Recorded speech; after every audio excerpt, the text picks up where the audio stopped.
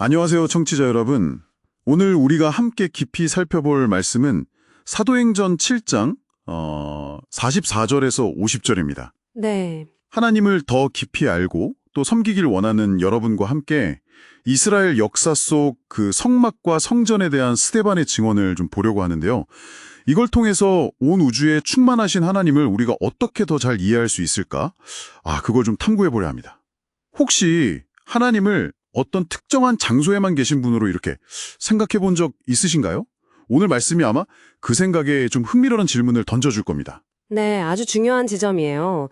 이게 단순히 옛날 건물 얘기가 아니고요. 하나님께서 얼마나 광대하신 분인지, 그리고 우리의 예배와 신앙이 어떤 특정 공간을 이제 넘어서야 하는지를 보여주는 거죠.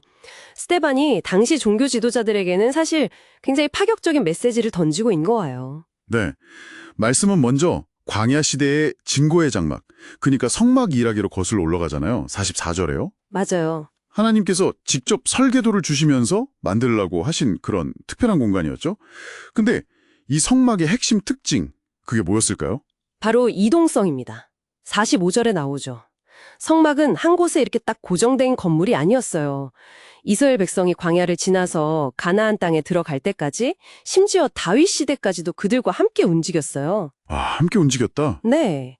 이게 뭐냐 하면 하나님께서 저 멀리 하늘에만 계신 게 아니라 당신의 백성 가운데 그들의 여정 바로 곁에 함께 하셨다는 아주 강력한 상징이죠.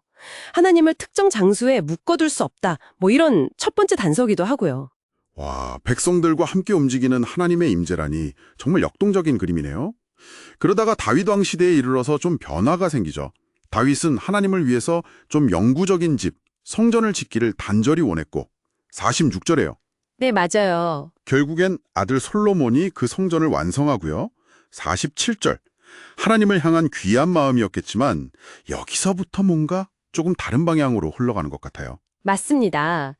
다윗의 마음은 참 선했지만 스데반은 바로 이 지점에서 이사야 선지자의 말씀을 딱 인용하면서 분위기를 완전히 전환시킵니다. 48절부터 50절이죠. 하늘은 나의 보좌요, 땅은 나의 발등상이니 너희가 나를 위하여 무슨 집을 짓겠으며 나의 안식할 초소가 어디냐. 이야. 이 말씀 정말 강력하지 않나요? 하나님께서 직접 내가 너희가 만든 그 집에 갇힐 존재라고 생각하느냐? 이렇게 물으시는 것 같아요. 듣고 보니 정말 충격적인데요. 그럼 하나님을 어떤 건물 안에 이렇게 모셔두고 예배하려는 생각 자체가 어쩌면 하나님을 오해하는 거다. 이런 건가요?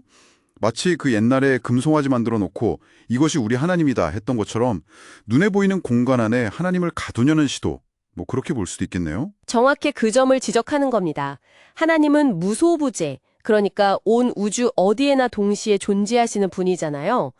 물론 성막이나 성전에 특별히 임재하시겠다 약속은 하셨지만 그건 마치 대사관처럼 특별한 만남의 장소 같은 거지 하나님이 거기에만 갇혀 계신다는 의미는 아니었거든요.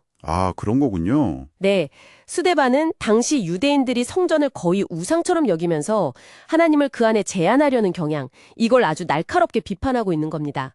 하나님을 마치 내 주머니 속 부적처럼 다루려는 생각, 그 위험성을 경고하는 거죠. 그렇다면 그 성막과 성전의 진짜 의미는 뭐였을까요? 단순히 하나님을 만나는 장소, 그거 이상의 의미가 있었던 거 아닌가요? 중요한 질문입니다. 신약의 관점에서 보면요. 성막과 성전은 모두 장차 오실 진짜 성전이신 예수 그리스도를 미리 보여주는 모형이었어요. 예수님께서 이 성전을 허물라 내가 사흘 만에 일으키리라 하셨을 때 있잖아요. 네네. 사람들은 당연히 건물을 생각했지만 예수님은 당신의 몸을 가리켜 말씀하신 거였죠. 즉 예수님 자신이 하나님을 만나는 유일하고 참된 길이고 장소다. 이런 선언이었습니다. 그래서 성전이 더 이상 필요 없게 된 거군요. 예수님이 참 성전이시니까. 그렇죠. 그럼 오늘날 우리는 어디서 하나님을 만나야 하는 걸까요? 더 놀라운 진리가 있죠. 성경은 이제 예수님을 믿는 우리, 바로 당신 자신이 하나님의 성전이라고 말합니다. 고린도전서 3장 16절이요. 우리가요? 네, 우리 안에 성령께서 거하시기 때문이죠. 하나님의 임재의 중심이 이제 건물에서 그리스도와 그분을 믿는 사람들의 공동체로 완전히 옮겨온 것입니다. 그러니까 제단에서 성막, 성전, 회당, 그리고 마침내 그리스도와 교회로 이어지는 이 흐름, 이걸 이해하는 게 중요해요. 하나님은 더 이상 특정 건물에 얽매이지 않으신다는 거죠. 와, 정말 놀라운 변화네요. 그 이동하던 성막에서 화려한 성전으로, 그리고 결국엔 예수님과 우리 자신이 성전이란 이해에 이르기까지. 핵심은 결국 하나님은 우리의 어떤 생각이나 공간에도 갇히지 않으시는 온 우주보다 크신 분이라는 거군요. 맞습니다. 온 우주에 충만하신 하나님을 섬기려면 진짜 우리의 생각부터 넓혀야겠습니다. 그렇습니다. 오늘 말씀의 핵심은 바로 하나님의 무한하심, 그리고 그분을 만나는 방식이 더 이상 어떤 물리적인 장소에 국한되지 않는다는 점입니다. 우리의 초점은 건물이 아니라 어디에나 계시면서 특히 우리 안에 거하시는 그리스도와 성령님께 맞춰져야 하는 거죠.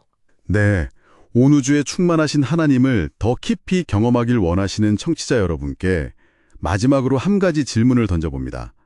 하나님이 손으로 지은 집에 계시지 않고 바로 당신 안에 거하신다는 이 진리가 여러분의 일상 속 예배나 거룩함에 대한 생각을 어떻게 바꿀 수 있을까요? 하나님을 만나는 여러분만의 특별한 공간은 어디인가요?